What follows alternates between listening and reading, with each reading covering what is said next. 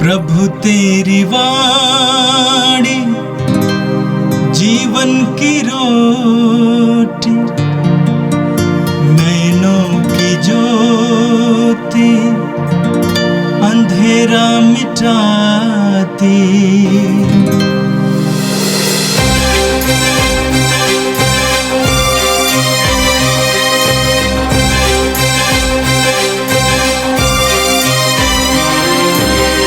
प्रभु तेरी वाणी जीवन की रोटी, नैनों की ज्योति अंधेरा मिटाती। प्रभु तेरी वाणी जीवन की रोटी, नैनों की ज्योति अंधेरा मिटाती। वाणी वाणी वाणी वाणी वाणी पवित्र है, शाश्वत है, जीवन का मन्ना है। 1 अक्टूबर बुधवार। पहला पाठ नबी ईसायास का ग्रंथ, अध्याय 66, पद संख्या 10 से 14। यरूशलेम के साथ आनंद मनाओ, तुम जो यरूशलेम को प्यार करते हो, उसके कारण उल्लास के गीत गाओ। जो उसके लिए विलाप करते थे, उसके कारण आनंदित हो जाओ। तुम उसकी संतान होने के नाते सांत्वना का दूध पीते हुए तृप्त हो जाओगे। तुम उसकी गोद में बैठकर उसकी महिमा पर गौरव करोगे, क्योंकि प्रभु यह कहता है, मैं शांति को नदी की तरह और राष्ट्रों की महिमा को बाढ़ की तरह यरूशलेम की ओर बहा दूंगा। उसकी संतान को गोद में उठाया और घुटनों पर दुलारा जाएगा। माँ जिस तरह अपने पुत्र को दिलासा देती है, उसी तरह मैं तुम्हें सांत्वना दूंगा।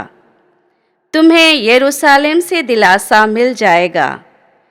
तुम्हारा हृदय यह देखकर आनंदित हो उठेगा। तुम्हारी हड्डियाँ हरी भरी घास की तरह लहलहा उठेंगी। प्रभु अपने सेवकों के लिए अपना सामर्थ्य प्रदर्शित करेगा। यह प्रभु की वाणी है।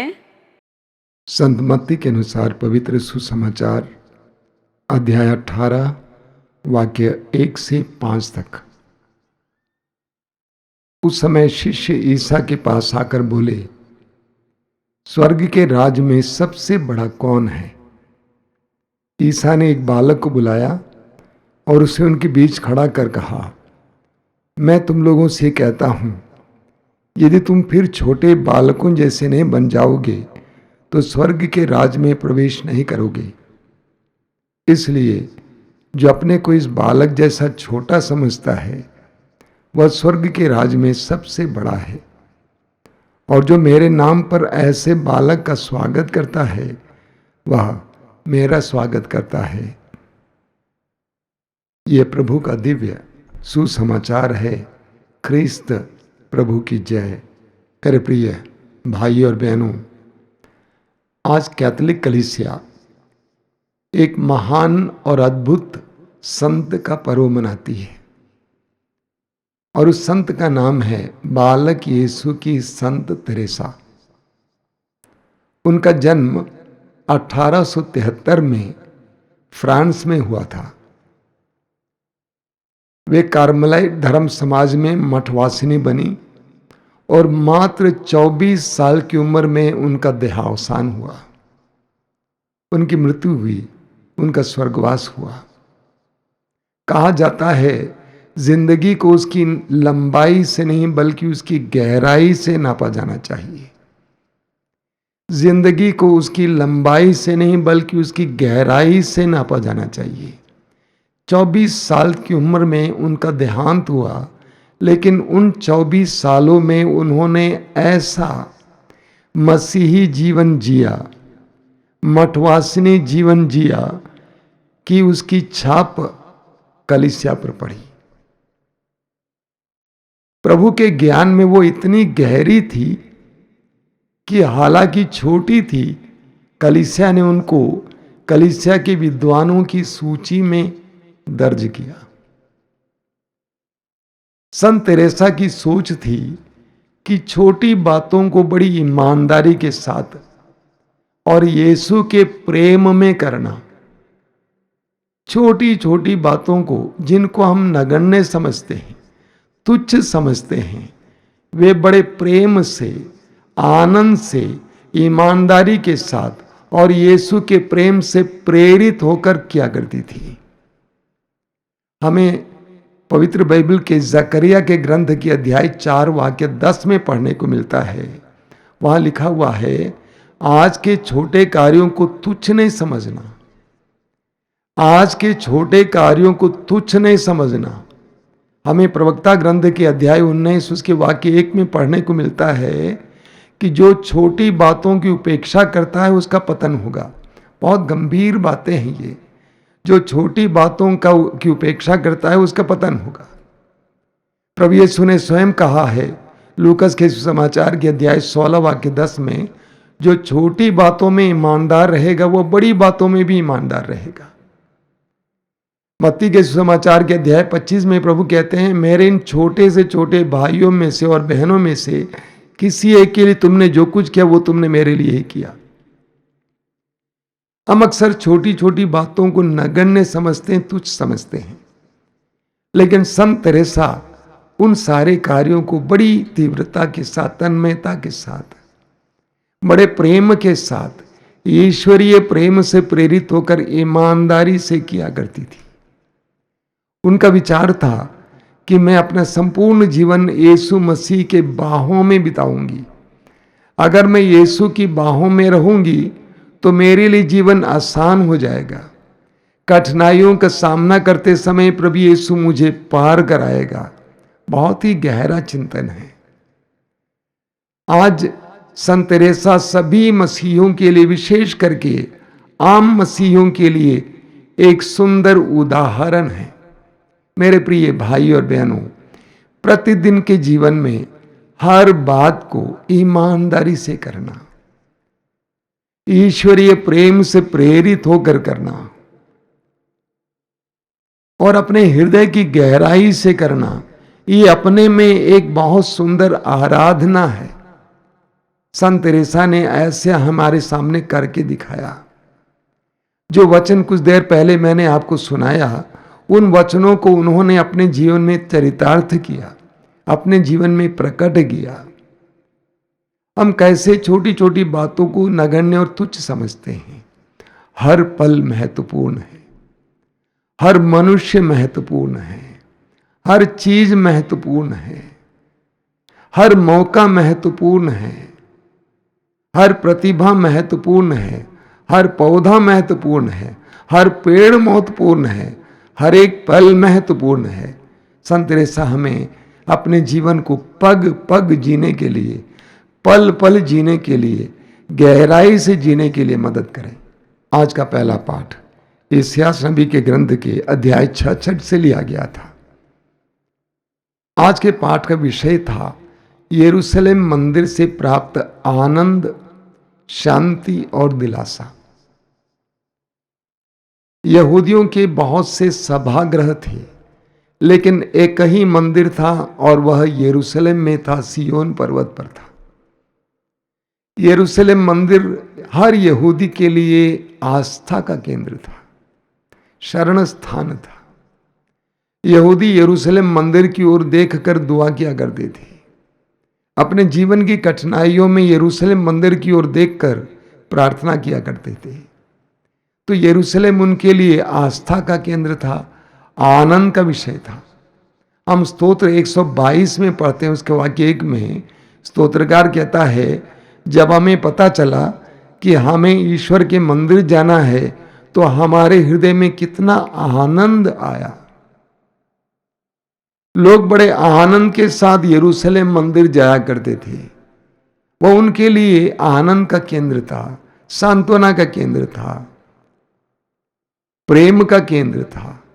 लेकिन ये भी सच्चाई है, इतिहास में हम देखते हैं कि वही यरूशलेम विदेशी राजाओं के लिए आक्रमण का भी कारण बना है। विदेशी राजाओं की नजर दृष्टि यरूशलेम मंदिर पर पड़ती थी, क्योंकि वो वैभवशाली मंदिर था। उसमें बहुत वैभव था, सोना चांदी इत्यादि। जब बाबुल के राजा नबूकदनेस्सर ने यरूशलेम मंदिर पर आक्रमण किया, उसको तहस नहस किया, तो उसमें से ढेर सारे सोने और चांदी की वस्तुएं अपना देश ले गए। तो यरूशलेम शांति का केंद्र था और साथ साथ अशांति का भी कारण बना बाद में। आज के पाठ में आपने सुना, वचन में लिखा हुआ है, यरूशलेम के साथ आनंद मनाओ, तुम यरूशलेम को प्यार करते हो, उसके कारण उल्लास के गीत गाओ। आगे लिखा है कि जिससे तुम उसकी संतान होने के नाते सांत्वना का दूध पीते हुए तृप्त हो जाओगे और उसकी गोद में बैठकर उसकी महिमा का गौरव करोगे। वचन में आगे हम पढ़ते हैं, जिस तरह माँ अपने पुत्र को दिलासा देती है, उसी तरह मैं तुम्हें सांत्वना दूंगा, तुम्हें यरूशलेम से दिलासा मिलेगी। यरूशलेम मंदिर यहूदियों के लिए दिलासा का केंद्र था। हम विश्वासियों के लिए प्रभु का सानिध्य, प्रभु की उपस्थिति शक्ति का स्रोत है, ईश्वरीय प्रेम का स्रोत है, सामर्थ्य का स्रोत है, आनंद का स्रोत है।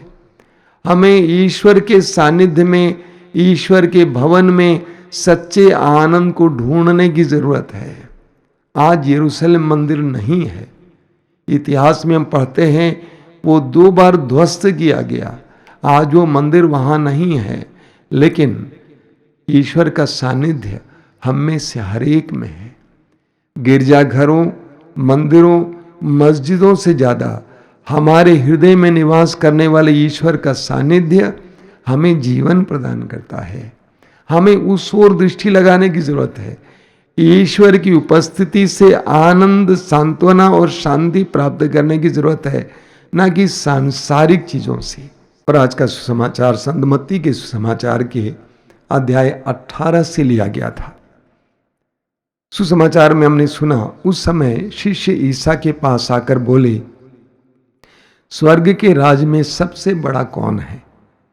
ईसा ने एक बालक को बुलाया और उसे उनके बीच खड़ा कर कहा, मैं तुम लोगों से कहता हूं, यदि तुम फिर छोटे बालकों जैसे नहीं बन जाओगे तो स्वर्ग के राज में प्रवेश नहीं करोगे। इसलिए जो अपने को इस बालक जैसा छोटा समझता है, वह स्वर्ग के राज में सबसे बड़ा है। शिष्यों में यह विवाद बराबर बना रहता था कि हमारे बीच में सबसे बड़ा कौन है। कोई कहता था कि मैं उम्र में बड़ा हूं इसलिए मैं बड़ा हूं, कोई कहता था कि मैं धन में बड़ा हूं इसलिए बड़ा हूं। आपको याद है, सुसमाचार में पढ़ते हैं कि याकूब और योहन अपनी मां को बुला ले आए सिफारिश करने के लिए कि प्रभु यीशु अपने राज्य में इन दोनों को दाएं और बाएं बैठाएं। तो शिष्यों में बराबर ये संवाद बना रहता था, ये सवाल बना रहता था कि हम में सबसे बड़ा कौन है, कौन ईश्वर के राज में सबसे बड़ा है। इस संसार में हम किसे सबसे बड़ा मानते हैं? जिसके पास धन है, संपत्ति है, जो पद पर है, अधिकार में है, जिसके हाथ में सत्ता है, जो सुंदर है, प्रतिभावान है, जो समाज में ज्यादा बोल सकते हैं। शारीरिक, मानसिक और अन्य बौद्धिक और अन्य प्रकार की शक्तियों पर निर्भर हमारा निर्णय होता है। लेकिन प्रभु यीशु ने शिष्यों को क्या समझाया? प्रभु ने क्या किया? प्रभु ने एक बालक को बुलाया और उसे उनके बीच खड़ा कर कहा, मैं तुम लोगों से कहता हूं, यदि तुम फिर छोटे बालकों जैसे नहीं बन जाओगे तो तुम स्वर्ग के राज में प्रवेश नहीं करोगे। प्रभु कहते हैं यदि तुम फिर, यानी प्रभु ये बताना चाहते हैं कि तुम छोटे बालकों जैसे नहीं हो। यीशु ने कहा कि जो छोटे बालकों जैसे हैं वो ईश्वर के राज में बड़ा है। जो अपने को बालकों जैसे समझता है वो ईश्वर के राज में बड़ा है। बालक की तरह सरल, बालक की तरह सहज, बालक की तरह नम्र, बालक की तरह दूसरों पर निर्भर। एक बालक अपनी बुद्धि पर निर्भर नहीं रहता है, एक बालक अपनी शक्ति पर निर्भर नहीं रहता है, वो आश्रित होता है। प्रभु कहते हैं इसी तरह जो अपने को सरल सहज बनाता है वो ईश्वर की दृष्टि में महान है। प्रभु ने शिष्यों से कहा तुम्हें फिर बालकों जैसे बनना है। कारण क्या है? क्योंकि उनके अंदर बहुत सारी ऐसी बातें आ चुकी थी, जैसा कि हमारे अंदर भी है। बहुत सारी बातें आ गई हैं। जैसे जैसे उम्र में बढ़ जाते हैं हमारे अंदर बहुत सारी विकृतियां आ जाती हैं। जब हम छोटे बालक हुआ करते थे उस समय हम कुछ भी छिपा नहीं पाते थे। अगर हम छिपा भी देते थे तो लोग उसको आसानी से पकड़ लेते थे। लेकिन जैसे जैसे हम बड़े हो जाते हैं हमारे अंदर छिपाने की प्रवृत्ति बढ़ जाती है और हमारे अंदर कपट आ जाता है, हमारे अंदर छल आ जाता है, बेईमानी आ जाती है। प्रभु कहते हैं जब तक तुम इस बेईमानी छल कपट को दूर करके नन्हे बालकों की तरह सरल और सहज नहीं बनोगे तब तक तुम ईश्वर के राज में प्रवेश नहीं करोगे और ईश्वर की दृष्टि में महान नहीं होगे। आइए हम प्रार्थना करें। प्रभु यीशु धन्यवाद देते हैं इस सुंदर समय के लिए, आज के इस त्योहार के लिए धन्यवाद देते हैं, संत तेरेसा के लिए धन्यवाद देते हैं।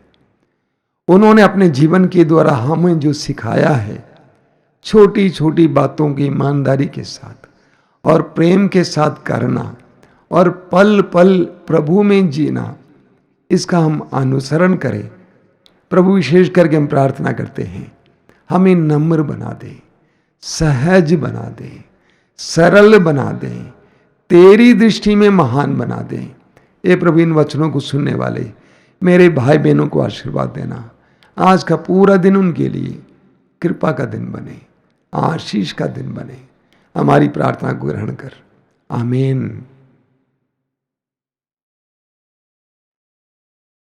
प्रभु तेरी वाणी जीवन की रोटी, नैनों की ज्योति अंधेरा मिटाती। वाणी वाणी वाणी